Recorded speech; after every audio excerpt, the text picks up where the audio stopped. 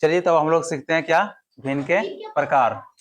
ठीक ना, इसमें हम लोग क्या सीखेंगे, भिन्न के प्रकार। भिन्न कितने प्रकार के होते हैं, इससे पहले हम लोग सीखे थे भिन्न को संख्या रेखा पे दर्शाना। तो इसमें हम लोग क्या सीखेंगे, भिन्न के प्रकार। तो चलिए सबसे पहले हम लोग देखते हैं भिन्न के प्रकार में। पहला प्रकार की अगर बात करें तो पहला क्या होता है, उचित उचित भिन्न। आप लोग देखते चलेंगे, ठीक है।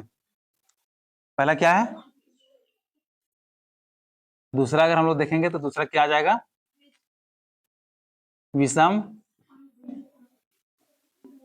भिन्न। और तीसरा क्या हो जाता है, मिश्रित भिन्न। यही तीन होता है। अब तीनों को हम लोग एक एक करके समझते हैं। भिन्न के प्रकार में हम लोग देखेंगे तो भिन्न के कितने प्रकार हैं, तीन। पहला क्या आ जाता है, उचित भिन्न, दूसरा विषम भिन्न और तीसरा मिश्रित भिन्न। तो तीनों भिन्नों को हम लोग समझते हैं क्या करके। पहला आता है उचित भिन्न। तो उचित भिन्न, तो भिन्न को सबसे पहले आप लोग को समझना होगा कि भिन्न में क्या होता है, ऊपर के टर्म को हम लोग क्या बोलते हैं, अंश, और नीचे वाले टर्म को, बस यही होता है, ठीक है। तो उचित भिन्न हम लोग किसको बोलते हैं, जिसका ऊपर का जो अंश है, ऊपर के वाले टर्म को क्या बोलते हैं, अंश, वो छोटा हो और हर बड़ा हो, उसे हम लोग क्या बोलते हैं, उचित भिन्न। यानी कि अगर यहाँ पे हम लोग देखें तो क्या हो जाएगा, अंश जो है वो छोटा होगा और हर बड़ा हो जाएगा, इसे हम लोग क्या बोलेंगे, उचित भिन्न। इसका अगर हम लोग उदाहरण देखते हैं तो उदाहरण क्या हो जाएगा, ऐसे 2/3, 5/7, और बड़ा देखेंगे तो 115/220, ये सब नंबर क्या हो जाएगा, उचित भिन्न। नेक्स्ट हम लोग बात करते हैं विषम भिन्न के बारे में।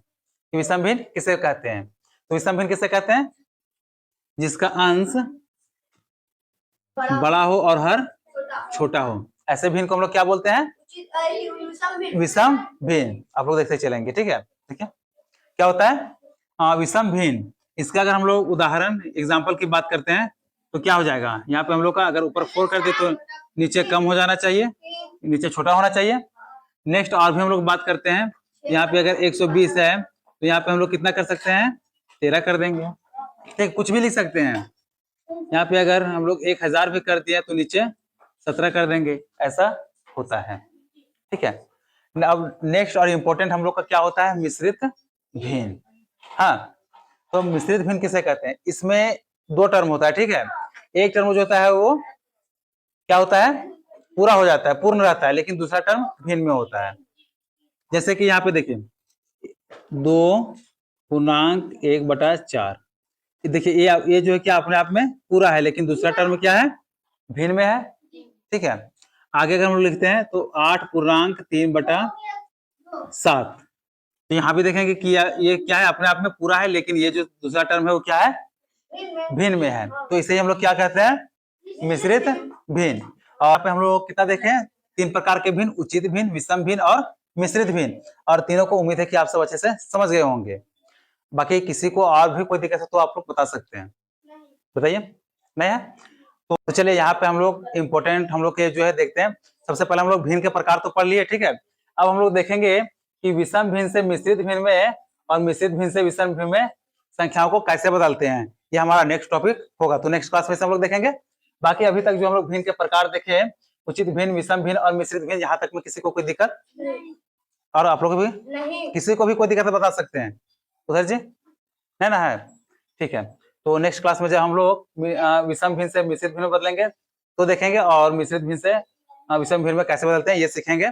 अगर ऐसे ही हम लोग थोड़ा सा अगर देख रहे हैं तो यहाँ से हम लोग देख सकते हैं कि इस टर्म जो है इसको इसके साथ में गुना करते हैं और इसको उसमें जोड़ देते हैं। जैसे 4 दूना 8 हो जाएगा और 1 8 और 1 9/4 हो जाएगा, ठीक है। तो हम लोग मिश्रित भिन्न से विषम भिन्न में बदल दिए, देख सकते हैं कि इसका अंश का मान बड़ा और हर का मान छोटा आ गया, यानी कि विषम भिन्न में आ चुका है। और विषम भिन्न से फिर हम लोग मिश्रित भिन्न में कैसे बदलेंगे, तो ये दोनों टॉपिक को हम लोग नेक्स्ट क्लास में देखेंगे और अच्छे से सीखेंगे। यहाँ तक किसी को कोई दिक्कत नहीं है, तो चलो फिर नेक्स्ट क्लास में लोग सीखते हैं।